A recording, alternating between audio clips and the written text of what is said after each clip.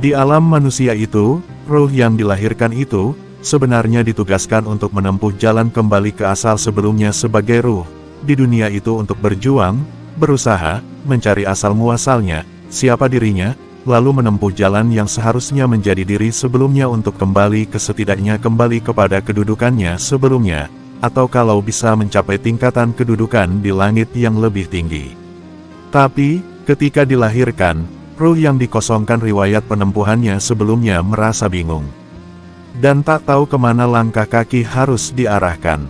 Ketika mengalami kebingungan itu, berbagai sihir dunia dan fatamorgana dunia, mempengaruhi sudut pandang dan pengetahuan-pengetahuan baru menyibukkannya, sehingga dirinya lupa sama sekali seharusnya jalan tempuhnya kemana, malah bisa bukan kembali ke asal muasalnya, tapi kadang malah jatuh ke dunia rendah, malah menjadi siluman atau pengikut iblis, turun dari derajat manusia, dan bukan menuju surga jalan tempuhnya tapi malah ke neraka.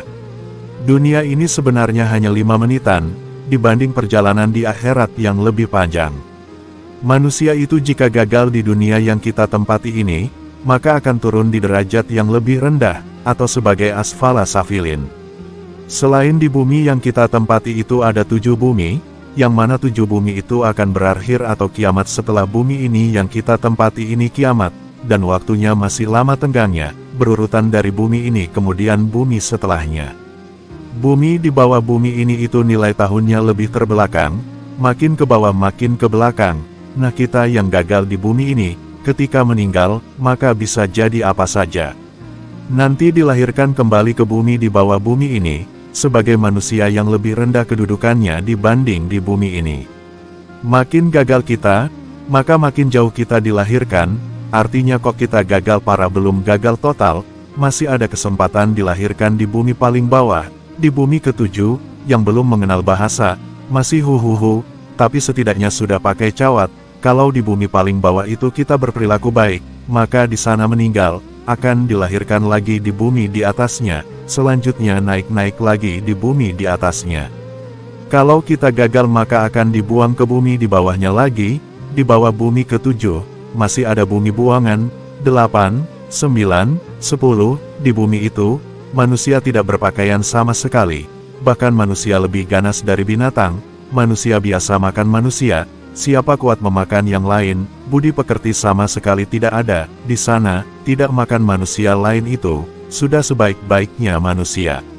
Sebaliknya, jika di bumi yang kita pijak ini kok kita orang yang beriman, dan selalu beramal kebaikan, maka kita akan naik ke langit, makin takwa, makin ikhlas, makin ridho, maka akan makin tinggi kedudukan seseorang di langit, dan akan paling dekat dengan Allah.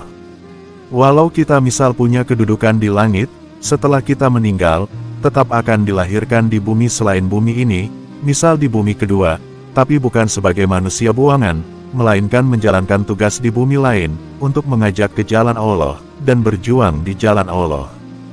Bagi para aulia yang sudah meninggal di bumi ini, ditugaskan ke bumi lain itu adalah saat-saat yang ditunggu-tunggu. Karena apa? Karena dengan ditugaskan itulah, derajat langit kedekatan diri dengan Allah bisa dicapai dan diusahakan lagi. Jika tidak ditugaskan misal dalam 100 tahun, ya dalam selama itu tidak akan naik lagi kedudukannya di langit. Semoga bermanfaat.